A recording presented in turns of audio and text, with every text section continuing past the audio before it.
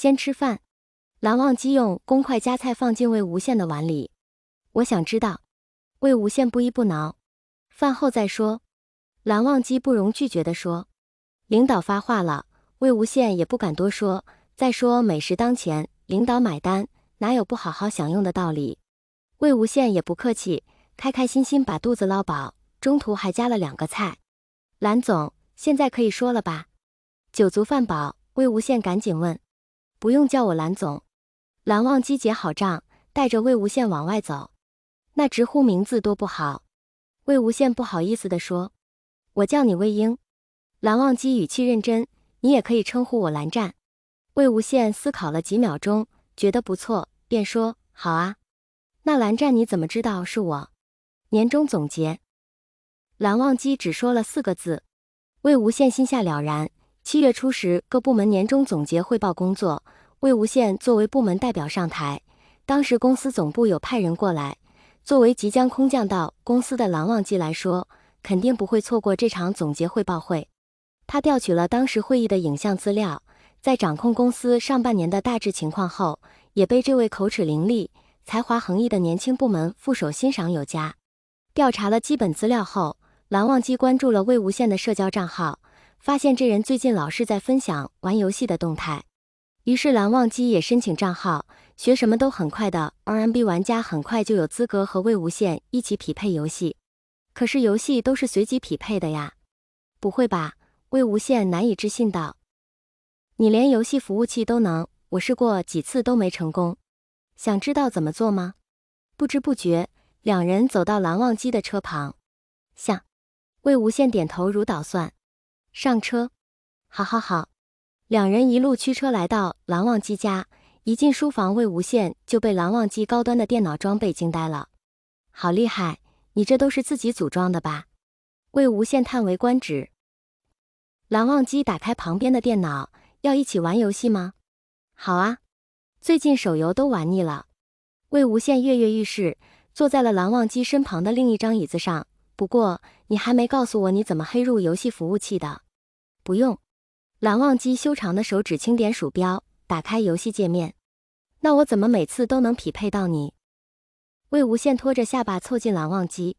蓝忘机也侧脸看着魏无羡，淡声道，游戏公司是蓝家控股的。魏无羡在蓝忘机家玩游戏玩到了快12点，接到藏色电话才反应过来自己还在蓝忘机家。我忘记时间了，马上回来哦。魏无羡觉得自己有点失态，一玩游戏就忘乎所以了，赶紧收拾东西准备回去。蓝湛，我先回去了。蓝忘机也没有挽留，淡淡的说了一句，好。这个点赶不上公交地铁了，魏无羡出了蓝忘机家别墅，准备叫网约车。魏无羡走出大门，贴心的把门关好，叫了车便在路边等着。车子还有10来分钟才能过来，魏无羡低头开始玩手机。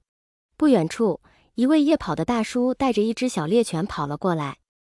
魏无羡一开始没注意，可狗狗看到黑漆漆的地方有人站着玩手机，忍不住汪了一声。魏无羡吓得汗毛倒竖，手机没拿稳，又从门缝扔回了蓝忘机家，还扔得老远。赶紧去推门，才发现已经自动锁上。狗狗见不得心虚的人，停下脚步准备过来一探究竟。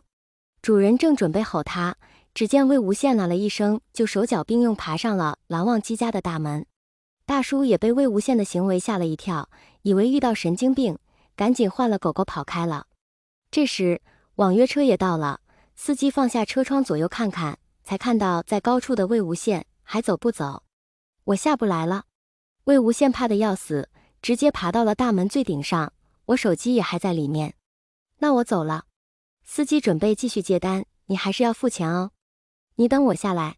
魏无羡咬咬牙，小心翼翼翻过大门，准备先去捡手机，可是皮鞋一滑，直接跌落下去。这下要摔惨了。一瞬间，魏无羡脑子里只有这一个念头，可下一秒落进一个温暖的怀抱时，身体没受到什么冲击，心脏却咯噔一下。你在做什么？穿着家居服的蓝忘机把魏无羡稳稳接住。魏无羡近距离看着蓝忘机完美的侧脸，答非所问。有狗。网约车司机莫名吃了一嘴狗粮，不耐烦地说，记得付钱。车子扬长而去，四周又平静下来。魏无羡尴尬地从蓝忘机身上下来，捡起手机，还好没有坏掉。你家附近的人为什么跑步要带狗？魏无羡有些后怕。治安不好。蓝忘机看着魏无羡的眼睛，还要走吗？魏无羡摇头，跟拨浪鼓似的，回头望了一下那栋大房子，问：蓝湛你方便吗？